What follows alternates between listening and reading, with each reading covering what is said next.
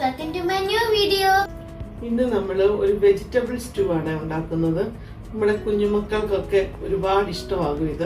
ഒട്ടും സ്പൈസി അല്ല, നല്ലൊരു വെജിറ്റബിൾ സ്റ്റൂ ആ. നമുക്കൊന്ന് നോക്കാം.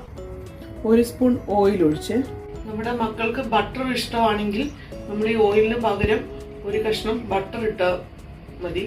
അതിലാണ് നമ്മൾ ഈ വെജിറ്റബിൾ എല്ലാം സോട്ട് ചെയ്യുന്നത്. നമുക്ക് നോക്കാം. 3 ഗ്രാമ്പു, 4 ഏലക്ക, ഒരു 3 കുഞ്ഞു പീസ് പട്ട, ഒരു പിഞ്ച് പെരിഞ്ജീരകം, ഇത്രയാണ് നമ്മൾ ഈ എണ്ണയിലേക്ക് ഇട്ട് കൊടുക്കുന്നത്. ഇനി ഇതിലേക്ക് ഒരു സവോള ചെറിയൊരു ക്യൂബായിട്ടാണ് അരിഞ്ഞിരിക്കുന്നത്, ചെറിയ സവോള. ഇനി ഇതിലേക്ക് 4 പച്ചമുളക്, പച്ചമുളകിൻ്റെ ഈ അറ്റം മാത്രം ഒന്ന് സ്ലിറ്റ് ചെയ്തിട്ടുണ്ട്. വേറെ 4 പച്ചമുളക്. ഉരുളക്കിഴങ്ങാണെങ്കിലും കുഞ്ഞു ക്യൂബായിട്ട് ആണ് നമ്മൾ അരിഞ്ഞിരിക്കുന്നത്.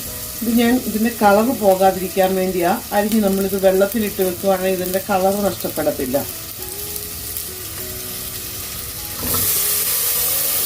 ഇനിയും ഒരു ചെറിയ ക്യാരറ്റും ഇതുപോലെ ചെറിയ ക്യൂബായിട്ടാണ് അരിഞ്ഞിരിക്കുന്നത്. ഒരു 3 ബീൻസ്, ഒരു ചെറിയ പീസ് ക്യാപ്സിക്കം, അതും അതുപോലെ ക്യൂബായിട്ട് കട്ട് ചെയ്തത്. ഇതിലേക്ക് ആവശ്യമായ ഉപ്പിട്ട് കൊടുക്കാം. ഇത് എണ്ണയിൽ നന്നായിട്ട് ഈ വെജിറ്റബിൾ ഒന്ന് സോട്ട് ചെയ്തെടുക്കാം. ഒരു 1/4 സ്പൂൺ കുരുമുളക് ചതച്ചതാണ്.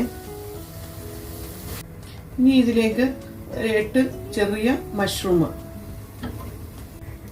ഫ്രോസൺ ഗ്രീൻ ബീൻസ് ആണ് 2 സ്പൂൺ, കറിവേപ്പില. വെജിറ്റബിൾ ഒക്കെ ഇപ്പം നന്നായിട്ട് സോട്ട് ആയിട്ടുണ്ട്. നമുക്ക് ഇതിനകത്ത് കോളിഫ്ലവർ ഒക്കെ ഉണ്ടെങ്കിൽ ഇട്ട് കൊടുക്കാം. ഞാനിപ്പോൾ എൻ്റെ കയ്യിലുള്ള വെജിറ്റബിൾസാണ് ഇട്ട് കൊടുത്തിരിക്കുന്നത്. നമ്മുടെ മക്കൾക്ക് ഇഷ്ടമുള്ള വെജിറ്റബിൾസ് എല്ലാം ഇട്ട് കൊടുക്കാം. ഇത് തേങ്ങയുടെ 2-ാം പാലാണ്. 2-ാം പാലിലാണ് നമ്മളിത് വേവിക്കുന്നത്. കുക്കർ അടച്ച് നമുക്ക് ഒരു വിസിൽ കേൾപ്പിക്കാം.